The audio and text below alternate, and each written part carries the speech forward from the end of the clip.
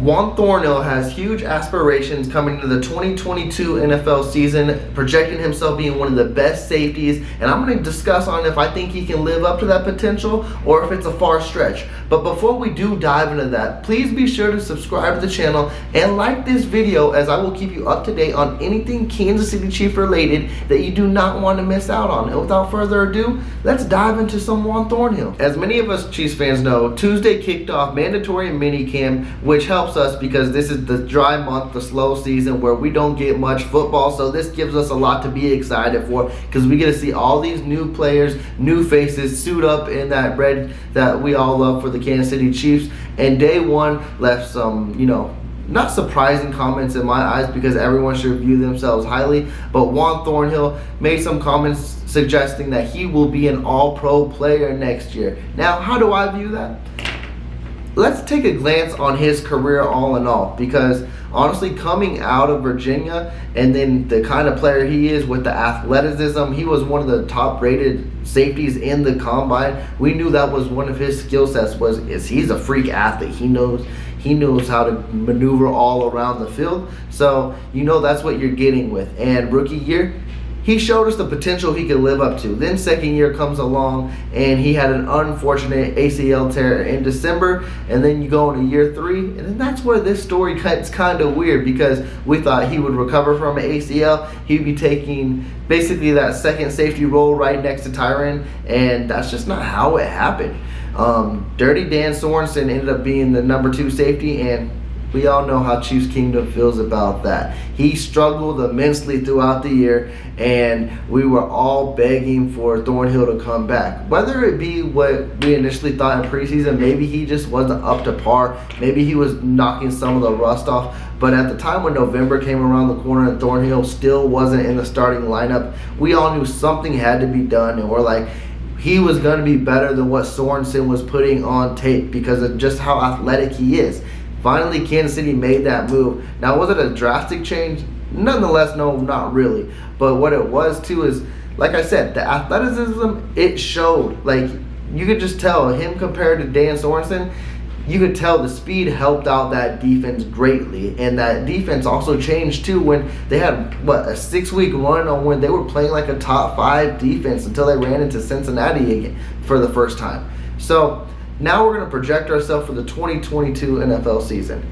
And it just all depends. There's like major variables on where I think that if Juan Thornhill can be an all-pro. The main one is health. I feel like if he's healthy, yeah, you could see him in rookie form. He's got something to play for. He's got a huge contract to play for. It's contract year. As we all mentioned, contract year is always undefeated, and a lot of Chiefs players, they're on a contract year, so they got a lot to prove. Juan Thornhill, same kind of situation too. My biggest thing with all this with Juan Thornhill is he going to get the opportunity? Now, we all believe that he will get the opportunity basically because we don't have no Tyrann Mathieu anymore. We don't have no Dan Sorensen no more. We don't have no more Armani Watts, even though he didn't see the field a lot, only on special teams. But this is a whole new safety room besides Juan Thornhill. So initially, you could think Juan Thornhill can be the leader in that doghouse too and lead the way. But with Justin Reid in there and the type of money Justin Reid is making, you expect him to take over the Honey Badger role. That means I would expect Thornhill to come in and take the role that was initially his. But let's put a pause on that just for now too, because day 2 in a minicamp, rookie cornerback also out of the second round, Brian Cook came out and had 2 interceptions today, rumored to almost have 3, but he initially dropped it. If he is going to be balling out in camp too, he can see snaps too, and could he take some shine away from Thornhill? That's going to be interesting to see. I do believe Thornhill is going to go crazy this year. I really do. He's one of my favorite players ever since we drafted him.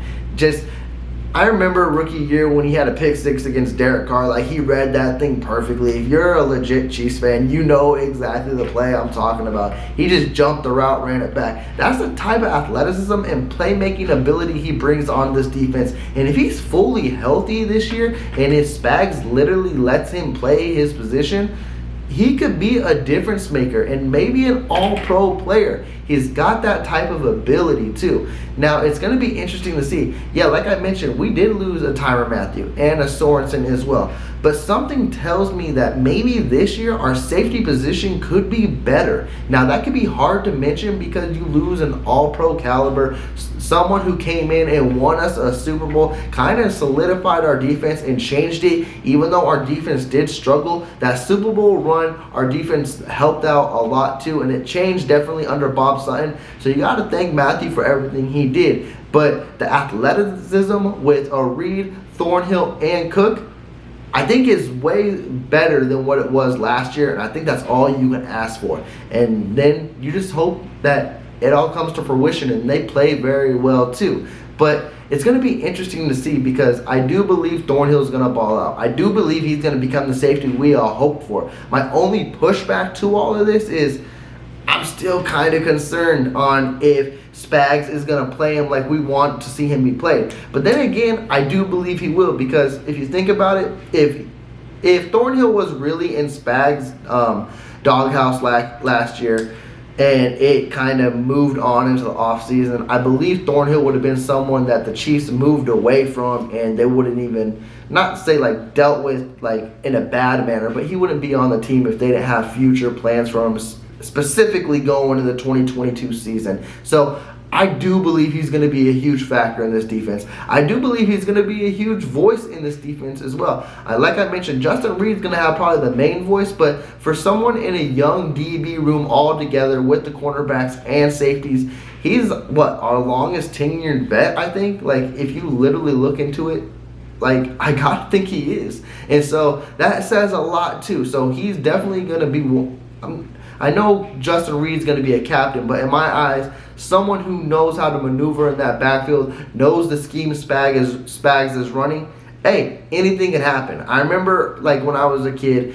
and we all wrote off Derek Johnson so early because he was struggling on defense, and then he ended up popping off and he was our best linebacker of all time. Can Thornhill be one of our best safeties of all time? Let's leave it down in the comments below and let's discuss it. How do you feel, Chiefs Kingdom, that Juan Thornhill is going to do next year? Do you think it's going to be kind of a quiet year riding off, or do you think he's going to have a major bounce back? I think he's going to have a major bounce back, and I think he's going to create a scary duo, maybe even trio. It depends on what Brian Cook does. But with that, I wanted to give you guys a quick video on Juan Thornhill's thoughts and give you my thoughts on it. But thank you guys for checking in. Please do subscribe to the channel. As I did mention, I will keep you up on anything Kansas City Chiefs related that you do not want to miss out on. And without further ado, I am checking out. Y'all take care. Peace.